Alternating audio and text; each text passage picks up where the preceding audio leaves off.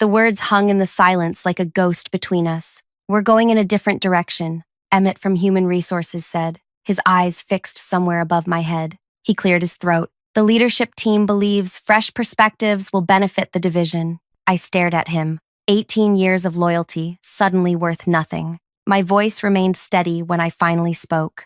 And who exactly is taking over my position? Melody Jenkins. She started with us last month in market research. The floor seemed to tilt beneath me. The 20-something, who's been here 4 weeks? 28, Emmett corrected, as if that made it better. She has an impressive educational background and brings innovative thinking that aligns with our new strategic vision. I laughed, a sharp, bitter sound that made him flinch. Innovative thinking? I built this division from nothing. Our client retention rate is 98%. What exactly needs innovation? This isn't a performance issue, Renata. He slid a folder across the desk. We're transitioning you to senior advisor. You'll keep your benefits package. We value your institutional knowledge. Institutional knowledge. The words tasted like vinegar. That's what you call 18 years of relationships I've built? The crisis I handled when our biggest client nearly walked? The nights and weekends I missed with my daughter to keep this place running? Emmett's expression remained blank. Professional, practiced. Your new workspace has been prepared. You can move your things today. The next morning, I watched Melody settle into my chair, her manicured fingers trailing along the desk edge as she arranged her belongings. A potted succulent, a framed certificate from her recent MBA program, a motivational calendar. My new workspace sat in the corner, half the size of my old office, with a view of the building's ventilation system instead of the river. The plate on my door reading Division Director had already been changed to Senior Advisor before I'd even arrived. The team meeting started at 9. My team, my people. They filed into the conference room, avoiding my eyes, shoulders hunched with the awkwardness of collective betrayal. Melody stood at the head of the table, my spot, her youth painfully obvious in her nervous posture. Good morning, everyone. Her voice was too bright, too eager. I'm so excited to be leading this amazing team. I've been reviewing our client portfolio and have some thoughts on restructuring our approach. I watched silently as she stumbled through client names, and our work with Mas on Ellie needs a refresh. Masi Nelly, I corrected quietly. They're very particular about the pronunciation. 20 pairs of eyes swung toward me. Melody's smile tightened. Right. Thanks for that, Regina. Renata. Of course. Sorry about that. She laughed nervously. As I was saying, I glanced down as my phone vibrated with an incoming message. The sender name made my heart skip. Dario Massinelli, heir to the Massinelli business empire and my main contact for our largest client. First meeting confirmed. Tuesday, 8 a.m., usual place. Curious about recent changes. I slipped my phone back into my pocket, allowing myself the smallest smile as Melody fumbled through explaining project timelines she clearly didn't understand. My fingers tapped lightly against my thigh, counting down. 3, 2, 1. Excuse me, Jamie from Finance interrupted, but doesn't this timeline conflict with the Massinelli quarterly review? Melody blinked. Well, we can adjust. The Massinelli review requires 6 weeks of preparation. Anna from Analytics added. We always block that time. It's been this way for 7 years. The room grew uncomfortably quiet as Melody shuffled through her notes, finding nothing. This was only the beginning. Before we continue, thank you for taking the time to read this story. If you're enjoying it so far, please hit that like button and subscribe to catch more stories like this one. Your support means everything, and your comments help me know what resonates with you. Now, let's get back to how this corporate nightmare unfolded. My name is Renata Vega. For 18 years, I'd poured everything into building the regional market division of a top consumer insights firm. I had started as a research assistant and climbed to division director through pure determination and strategic brilliance. I knew every client by name.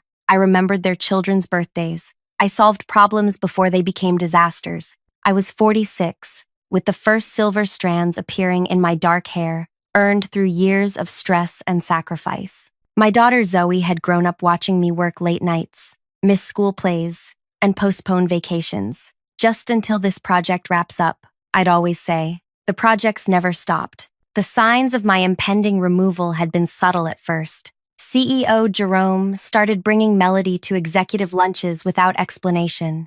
My meeting invitations disappeared from my calendar. Technical glitch, IT claimed. Projects I'd nurtured were suddenly reassigned for fresh perspective. I should have seen it coming. Jerome had been pushing the company toward a younger image. Digital natives understand today's market, he'd say during leadership meetings, his eyes sliding past me to the younger team members. Never mind that our digital analytics platform was my initiative. After that first humiliating meeting, Melody summoned me to her office, my former office, where she'd already replaced my awards with her framed diplomas. "I need your help understanding the Massanelli account," she said, panic edging her voice. "They've requested a strategic presentation for next week." I nodded, expression neutral. The Massanellas value tradition. They'll expect our standard quarterly review format. "But I wanted to show them my new approach," she said, pulling up a flashy slide deck filled with animated transitions and industry buzzwords. I watched her scroll through it,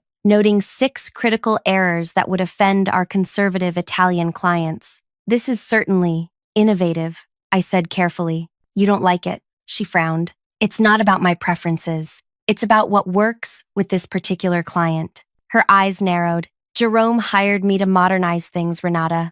The company needs fresh energy." The subtext was clear. "You're obsolete." That night at home, I sat at my kitchen table, laptop open, a glass of wine untouched beside me. Zoe found me there at midnight, still staring at my email. "Mom, are you okay?" I looked up at my 20-year-old daughter, her face concerned. "They replaced me," I said, the words still strange in my mouth, "with someone younger, someone with less experience than you have babysitting." Zoe slid into the chair beside me. "That's insane. You built that place." "Apparently that's the problem. I'm too established." "You mean too expensive and too smart," Zoe said fiercely. "Too intimidating for some insecure CEO." I smiled sadly. "Maybe."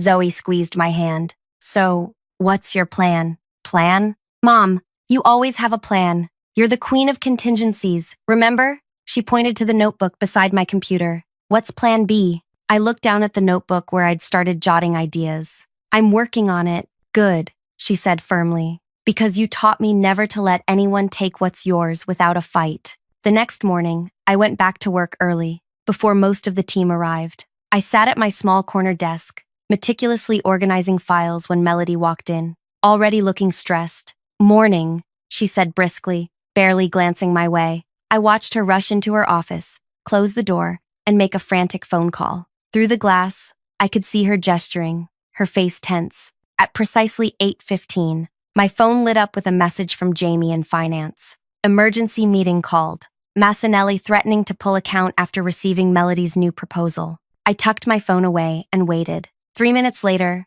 Jerome himself appeared, walking briskly toward Melody's office. "Where's the Massanelli file?" he demanded loudly enough for me to hear. I continued quietly sorting papers, pretending not to notice the crisis unfolding. By 8:30, Jerome emerged from Melody's office and headed straight for my desk. "Renata," he said, his businessman smile firmly in place, "we need your expertise on a sensitive matter." I looked up, expression mild. "How can I help?"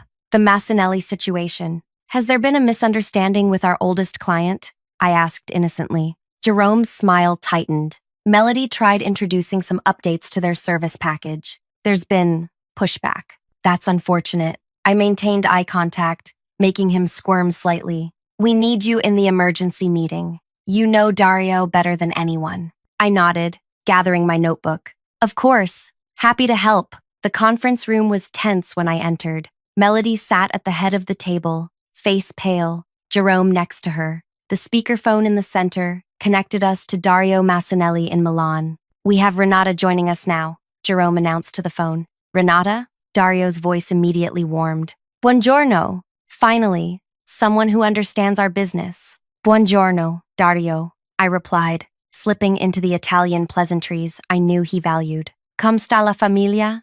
"How is Sophia's university experience going?" "Brillante. She loves Oxford. She was just asking about your Zoe." I could feel Melody staring at me as I navigated the conversation with ease, gently steering Dario back to his concerns, explaining the miscommunication about his account, and assuring him that his preferred approach would remain unchanged. By the call's end, Dario was laughing.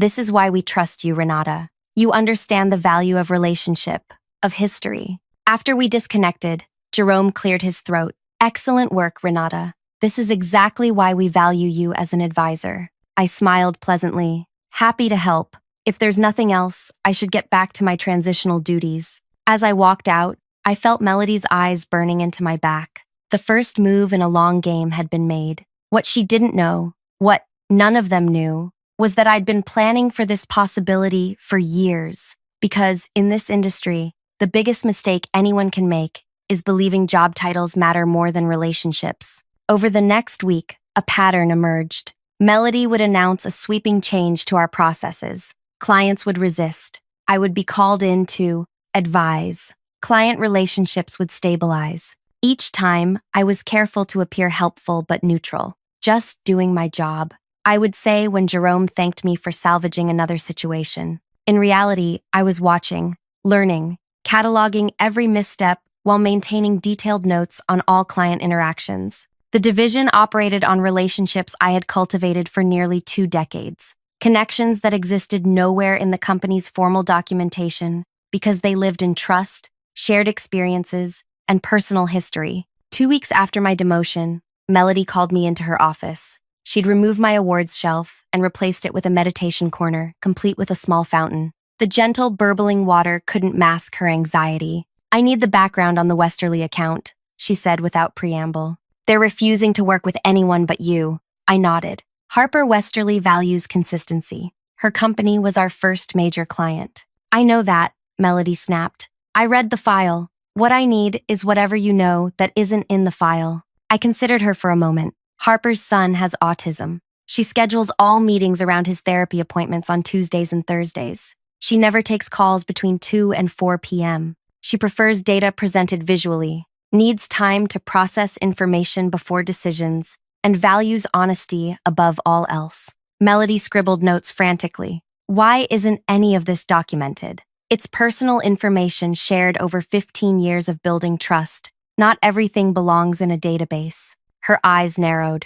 You've been intentionally keeping information to yourself to make you indispensable. The accusation hung between us. I maintained eye contact, voice even. I've been building relationships the way this business requires. The information has always been available to anyone who asked. Well, I'm asking now, she said, sliding a legal pad across the desk. Write down everything about every client, everything you know that others don't.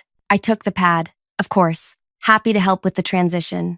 That evening, I called Harper Westerly from my personal phone. They've got that child running your division? Harper's incredulous voice filled my kitchen. Jerome has finally lost his mind. She's trying her best, I said diplomatically. Her best included sending me a proposal that ignored our entire sustainability initiative, Harper replied. Then she suggested meeting during Ryan's therapy time. When I declined, she asked if I could just skip it this once. I winced. I'm sorry about that. Don't apologize for her. What's really going on, Renata? Why would they sideline you? Fresh perspectives, apparently, Harper snorted. Cheaper perspectives, you mean? Our contract renewal is coming up next quarter. I hope they don't expect the same terms without you at the helm. I made a non-committal sound. I'm still with the company as an advisor. For now, Harper said knowingly. Let me guess, they'll phase out your position once they think they've extracted what they need? The conversation shifted to her son's progress,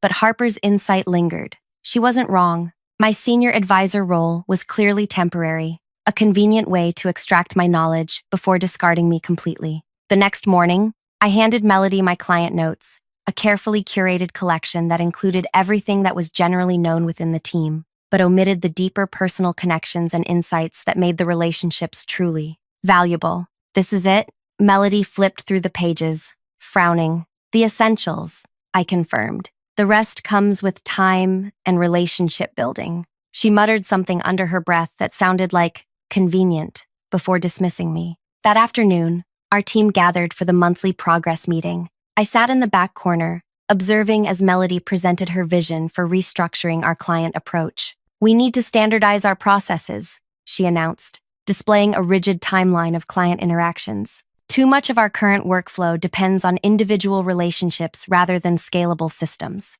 Jamie from finance raised his hand. Won't that undermine the personalized service our clients expect? Personalization can be systematized, Melody insisted. We'll create detailed client profiles and protocol libraries. I watched my team exchange glances. They knew what Melody didn't, that our clients valued the human connection above all else. They stayed with us because we remembered their children's names, their preferences, their histories. No database could replicate that. After the meeting, Anna from Analytics lingered by my desk. "This is going to be a disaster," she whispered. "The Kowalski Group specifically told me last week they chose us over competitors because we don't treat them like a transaction." I nodded sympathetically. "Change can be challenging. That's all you have to say?" Anna looked shocked. "You built this approach. You're just going to watch her dismantle it?" I met her eyes calmly. "I'm in an advisory capacity now. Melody has the authority to implement her vision." Anna studied me.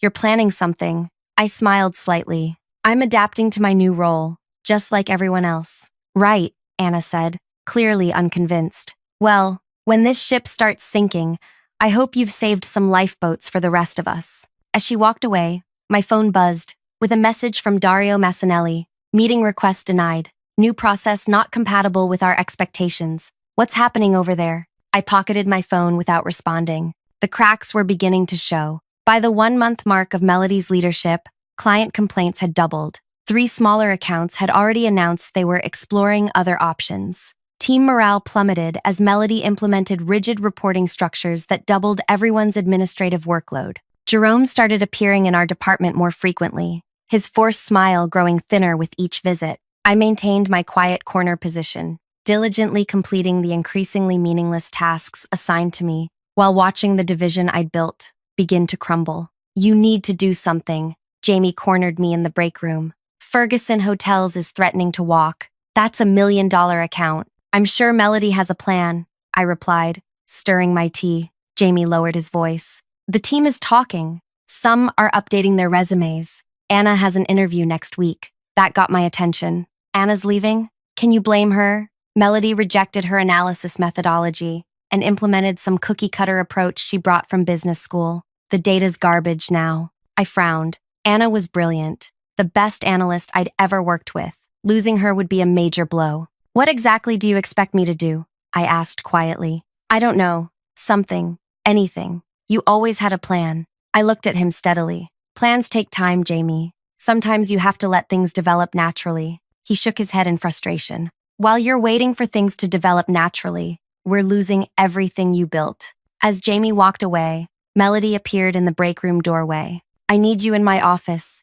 she said curtly. I followed her, noting the new tension in her shoulders, the slight dishevelment of her usually perfect appearance. The office, my former office, was strewn with papers and open folders. "The quarterly numbers are due tomorrow," she said without preamble. "I can't make sense of the reporting structure." "The structure you implemented 3 weeks ago?" I asked mildly. Her jaw tightened. "The structure that your team is clearly sabotaging. Nothing adds up. The client satisfaction metrics are plummeting, and the revenue projections are worse." I took the report she thrust at me, scanning it quickly. "These aren't signs of sabotage, Melody. They're accurate reflections of what's happening. 3 clients have already reduced their service packages. Ferguson Hotels has indicated they may not renew. Because your team has poisoned them against me." I kept my voice level. "The clients are responding to changes in our approach. The personal touch matters in this industry. The personal touch was holding us back."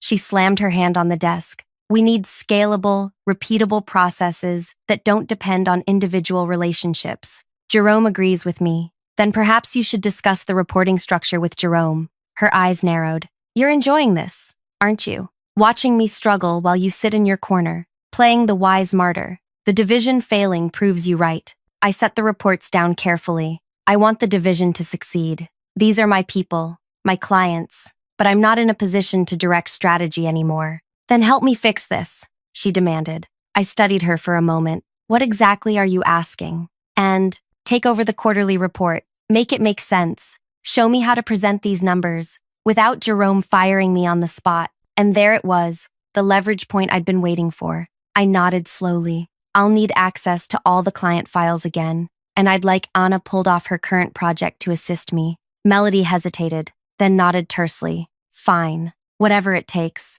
The presentation is at 10 a.m. tomorrow. As I left her office, I allowed myself a small smile. The chess pieces were moving exactly as anticipated. What Melody didn't realize was that I wasn't playing to win back my old position. I was playing a much longer game. That night, I worked late in the office, long after everyone else had left. With my temporarily restored access, I compiled a comprehensive analysis of division performance, before and after Melody's arrival. The numbers told a stark story that no amount of creative presentation could disguise. Anna joined me around midnight, coffee in hand. "So, we're saving her ass?" "We're doing our jobs," I replied, not looking up from my screen. "You know what I don't understand," Anna said, settling into a chair beside me. "Why aren't you angry? They took everything from you and handed it to someone who's destroying it. How can you just sit there so calmly?" I finally looked up.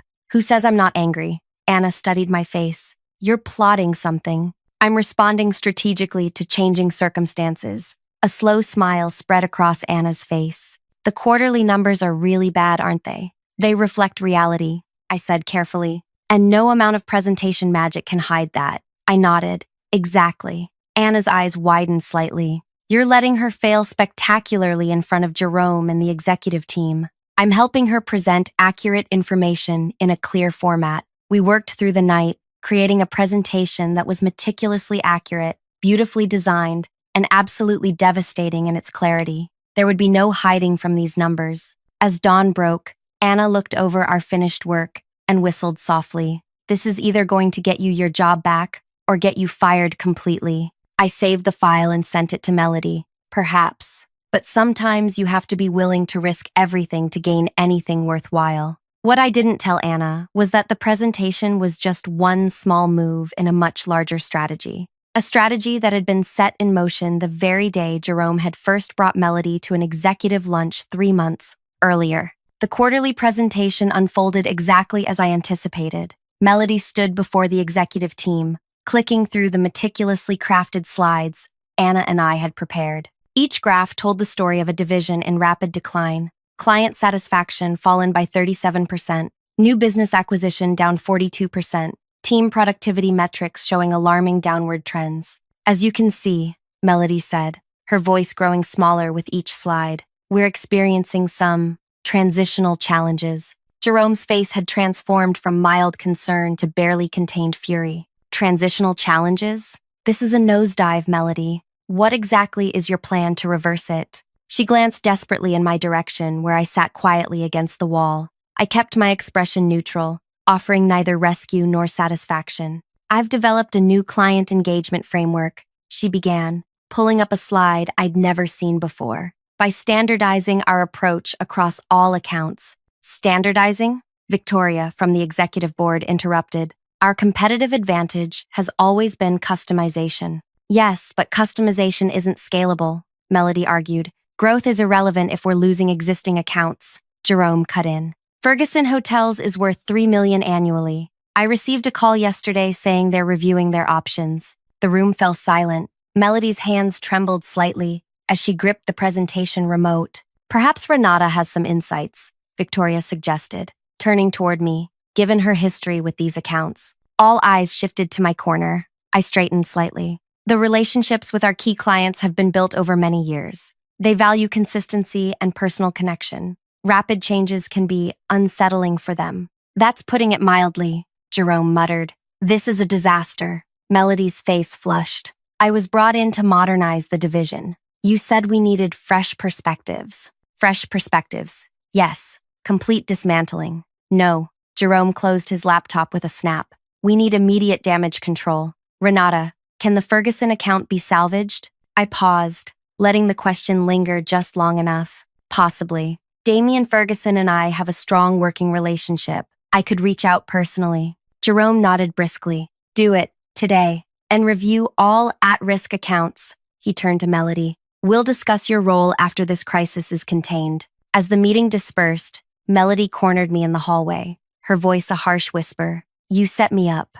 That presentation was designed to make me look incompetent." I met her gaze calmly. The presentation showed accurate data. Nothing more, nothing less. "You're enjoying this, aren't you?" watching me fail so you can swoop in and save the day. I kept my voice low. I didn't create this situation, Melody. I'm simply responding to it. Her eyes narrowed. This isn't over. I watched her storm away, knowing she was right. This wasn't over, but not in the way she imagined. Back at my desk, I made the call to Damian Ferguson. His gruff voice answered on the second ring. Renata, about time. What the hell is happening over there? Growth pains? I replied smoothly. Nothing that can't be addressed. Your replacement suggested we eliminate the sustainability reporting that's central to our brand identity, he said, then pitched a standardized approach that completely ignores our unique market position. A misunderstanding. I'd like to meet to discuss your concerns personally, he grunted. My concerns are that the person who understood our business is sitting in a corner while some kid dismantles 18 years of partnership. Perhaps we could discuss this over lunch tomorrow? Fine. The usual place. Noon. I hung up and found Jerome hovering nearby. Well? He asked anxiously. He's agreed to meet. I'll handle it. Relief washed over his face. Good. That's good. He hesitated. Listen, Renata, perhaps we were hasty in restructuring your role. Once this situation stabilizes, we should discuss your position. I nodded noncommittally. Of course. For the next week, I moved methodically through our client list, meeting personally with each one, soothing concerns, and rebuilding confidence. The team's mood lightened as accounts stabilized. Melody grew increasingly marginalized, relegated to administrative tasks while I handled client relations. The power shift was subtle but unmistakable. When I spoke in meetings, people listened. When Melody attempted to assert authority,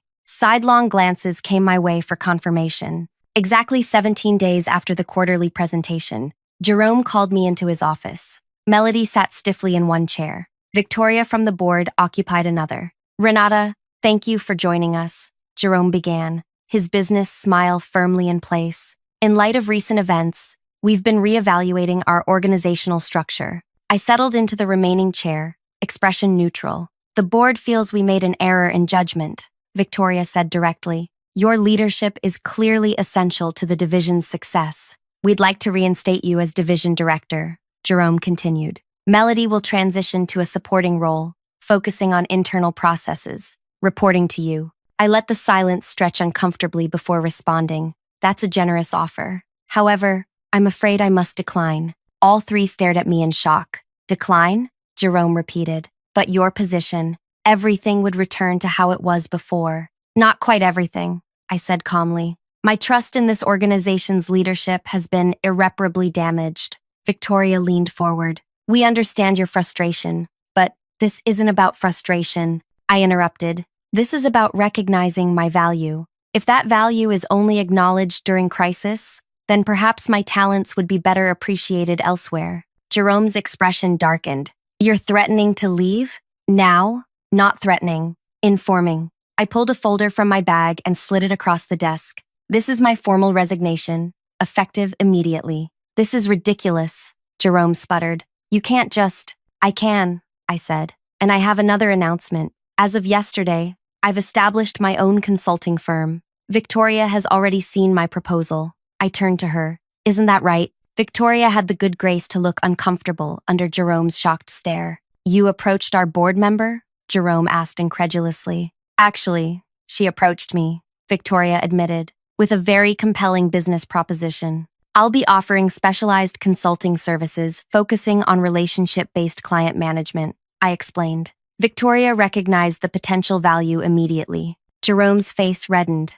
This is a conflict of interest. Your contract has non-compete clauses, which apply only to direct competitors in our market space. I finished for him. My firm operates in an advisory capacity across industries. Perfectly legal, my lawyer confirmed it. Your clients will follow you, Melody said quietly, speaking for the first time. You've planned this all along. I turned to her. Not all of them. Only those who value relationship continuity over corporate structure. My firm will be very selective about its clients. Jerome slammed his hand on the desk. This is unacceptable. After everything this company has done for you, after 18 years of dedication, I was discarded without consideration. I corrected him. That clarified my value to this organization perfectly. I stood to leave, then paused. Oh, and you should know, Anna from Analytics and Jamie from Finance have accepted positions with my new firm. They'll be submitting their resignations this afternoon. The silence that followed was deafening. You can fight this, Jerome finally said, voice tight. But you'll lose. We have resources you can't match. I smiled slightly. Resources aren't everything, Jerome. As you're discovering, sometimes relationships matter more. As I walked out, Victoria called after me. We should continue our discussion about that board position. I nodded without turning back. My assistant will schedule it. 3 months later, my firm occupied the top floor of a riverside office building with floor-to-ceiling windows. 12 former teammates had joined me, bringing their expertise and client relationships. Our client roster included 7 major accounts that had followed us from Jerome's company, plus 11 new ones, drawn by our reputation. Melody had been let go within weeks of my departure. Jerome had been forced to take a more active role in division management, something he'd always avoided. On a crisp autumn morning, I sat across from Dario Massinelli at our usual breakfast spot. He raised his espresso in a small toast. "To brilliant strategy," he said with a knowing smile. "When did you first begin planning your exit?" I sipped my tea before answering. The moment I noticed Jerome bringing Melody to executive meetings 3 months before my demotion. A wise business person always recognizes the signs. "And you let the situation deteriorate intentionally?" I simply stepped back and allowed natural consequences to unfold. I corrected. The best revenge isn't orchestrating someone's failure. It's creating your own success from their mistake. Dario laughed appreciatively. "You know, Jerome called me personally last week, offered a substantial discount to return our business to his company. And I told him relationships aren't built on discounts. They're built on trust, consistency, and understanding." He gestured around the bustling cafe. "Like this breakfast we've shared every month for 7 years. My phone buzzed with a message from Zoe. "Ferguson signed the 3-year contract. Celebration dinner tonight?" I smiled, typing back my confirmation before returning to Dario. The most powerful plan B isn't about destruction. It's about creation, building something better from what others failed to value. "A lesson Jerome learned too late," Dario observed. "Some lessons are expensive," I agreed. Outside the window, I could see my new offices, reflecting the morning sun. Inside, my team, my people, were building something remarkable together. Something that valued relationships over rigid processes, experience over youthful innovation, and loyalty over short-term thinking. The view from this side of the river was far better than the one I'd had before. If you've stayed with me to the end of this story, thank you for listening. Sometimes the best revenge isn't what we initially imagine. Not sabotage or public humiliation, but rather creating success on our own terms. If this resonated with you, please like and subscribe for more stories about resilience and strategic thinking in the face of workplace challenges. Share your thoughts in the comments. Have you ever had to activate a plan B when life took an unexpected turn? Your experiences matter, and I'd love to hear from you.